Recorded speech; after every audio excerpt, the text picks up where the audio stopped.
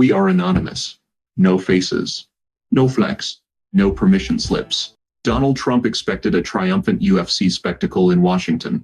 Instead, before the fighters even stepped into the cage, the crowd erupted in boos, thunderstorms shut down the schedule, and alarming safety questions began spreading across the Capitol. What was supposed to be a massive show of power suddenly started looking like a public relations disaster.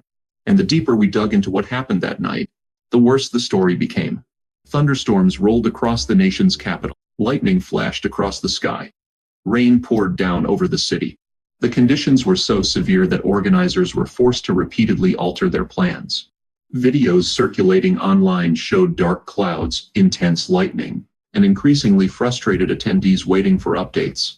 The UFC initially informed guests that they should arrive no earlier than 7:30 p.m. due to expected weather conditions.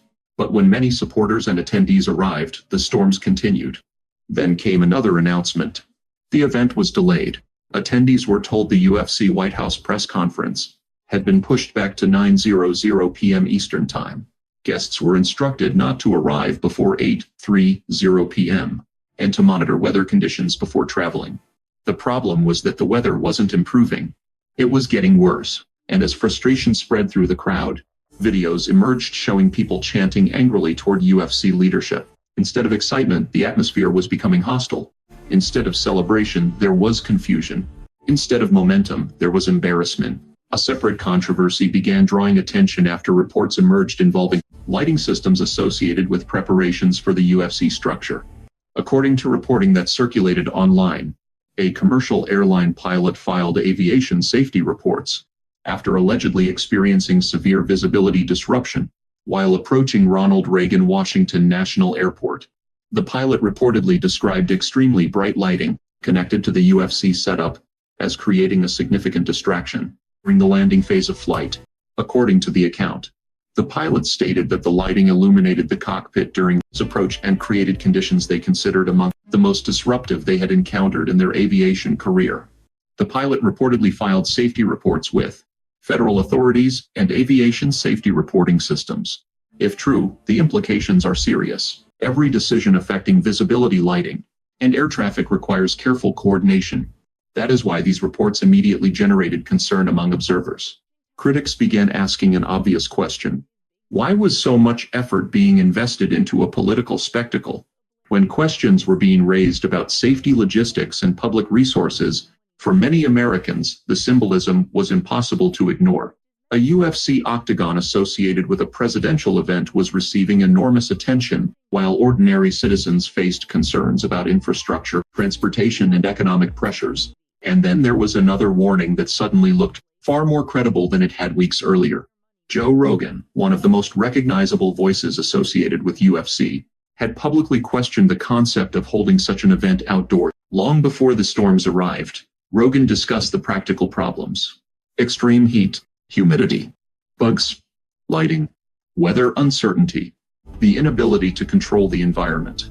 He argued that championship-level competition should occur in climate-controlled venues, rather than being exposed to unpredictable outdoor conditions. At the time, some people dismissed those concerns. Then reality arrived. Washington's summer weather reminded everyone that nature does not care about political branding. Forecasts warned of temperatures around 90 degrees, oppressive humidity, thunderstorms, lightning, and heavy rain. And while organizers struggled with weather concerns, another issue remained unavoidable: Donald Trump himself.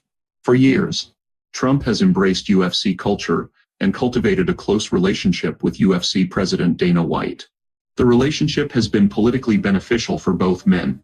Trump gains visibility among UFC fans. UFC gains access to political influence and media attention. But critics argue that the relationship increasingly blurs the line between public institutions and private promotion. The debate intensified. Meanwhile, attendees arriving for the event were confronted with another unexpected issue. Reports and images circulated showing algae appearing in portions of the reflecting pool area. Critics quickly seized on the situation. Some argued that cosmetic projects had been prioritized over practical maintenance. Others mocked the symbolism of an event designed to project strength, while visible maintenance concerns became part of the public conversation. And then came something perhaps even more damaging. Voices from within the UFC world itself. Not every fighter has remained supportive of Trump. Several fighters have publicly expressed disappointment with him in recent years. One of the most widely discussed examples involved Bryce Mitchell, who openly stated that he no longer supported Trump. Mitchell argued that he had once believed Trump's promises, but later concluded that he had been disappointed by the results. His criticism covered a variety of issues ranging from transparency concerns to foreign policy decisions. Whether people agree with Mitchell or not is beside the point. The significance lies elsewhere.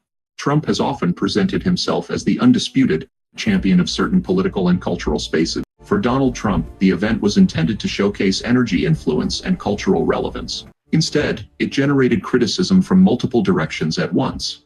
Weather experts questioned the timing. Aviation concerns generated scrutiny. Sports commentators highlighted logistical problems. Critics questioned the use of public symbolism. Even some voices connected to the UFC world expressed dissatisfaction. The result was a public relations mess before the main attraction had even fully begun. And perhaps that is the most important lesson. We are anonymous. We do not forget. We do not forgive. And we are still watching. Expect us.